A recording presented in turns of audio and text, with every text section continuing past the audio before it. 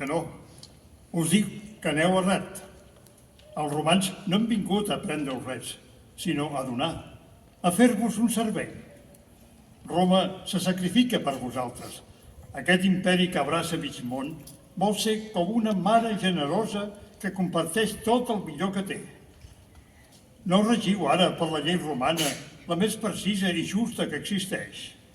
No es governen unes institucions equilibrades al servei del poble. No han construït ciutats amurallades amb temples, fòrums i amfiteatres. No us passa a prop del poble d'Octavià una majestuosa via augusta. Senyor pretor, tot això ja ho sabem, però si entenem molt malament el paper de l'imperi entre nosaltres. Però oblideu de mencionar els tributs, les taxes dels impostos que ens cobreu i que són els que paguen a vos el que dieu.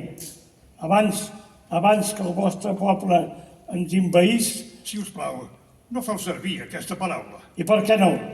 Les coses tal com són. Abans que vosaltres ens envaíssiu, ja vivíem més o menys bé, com ara. Si fa o no fa.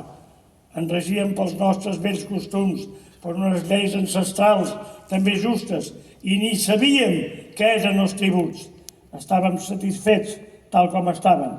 No vam cridar-nos pas perquè vinguéssiu. Cartago ja us havia envaït primer.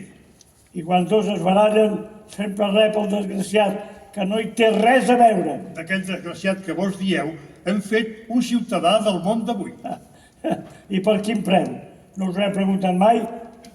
Tot progrés requereix un sacrifici. Les nostres llibertats i dignitat no poden ser unes monedes de canvi. Els grans mots, com bombolles de sabó, més buits per dintre que les bombolles de vent. Calen coses més sòlides per viure. Quantes que avui en són imprescindibles, si les teniu, no és gràcies a l'imperi. Metalls, ceràmiques, vestits, espècies, remeis i tota mena de sabers. Què faríeu sense elles? Com viuríeu? Senyor pretor, no em parleu, us ho prego, com si parléssiu a una criatura prometent-li regals d'aniversari. Soc el més vell d'aquest lloc. He complert 96 anys. Escolteu, i puc parlar-vos com em plagui. Ja som prou grans per saber el que ens convé. No ens fa falta que vingui algú de fora per dir-nos el que ens cal i el que no ens cal. Hem viscut sempre com ens ha plagut i no ens agrada haver de canviar, i molt menys si ens ho imposen per la força. Amic meu, perdoneu-me si us heu ofès. Sé que sou just i savi i virtuós i que parlant ens posarem d'acord.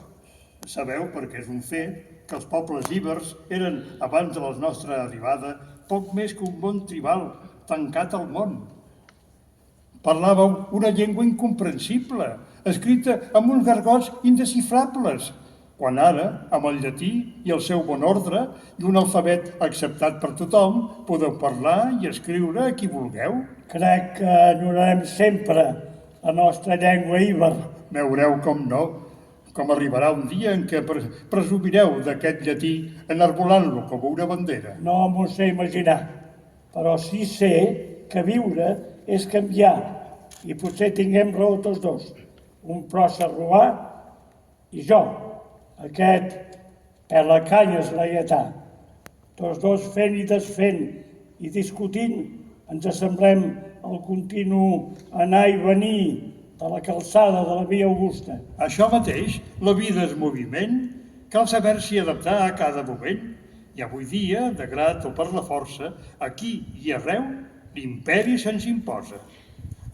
Però perdem el temps en qüestions que no resoldrem pas ni vos ni jo. Us he fet fer el viatge fins a Bàrcino per proposar-vos un petit projecte que em sembla que us podria interessar.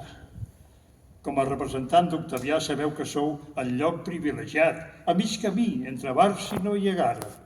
Em diuen que hi teniu una gran vila romana, de fa temps desocupada, que he pensat que seria el lloc idoni per a un castrum modèlic nou de trinca. Un castrum? Voleu dir per soldats? Només un nombre reduït, un grapat, per garantir-vos la seguretat del poblat en aquests mals temps que corren.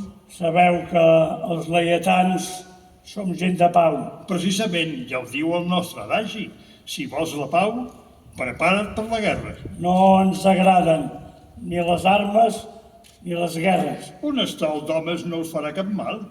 No veig que hi guanyem res en el negoci. Ja us ho he dit, tindreu més seguretat i estic segur que aquests joves soldats donaran nova vida al vostre poble. No. Nosaltres ja estem bé. No ens cal cap càstig. A més, escolteu, se m'acut un inconvenient. La vila no és del tot desocupada. Hi viuen dos vellets, els masovers.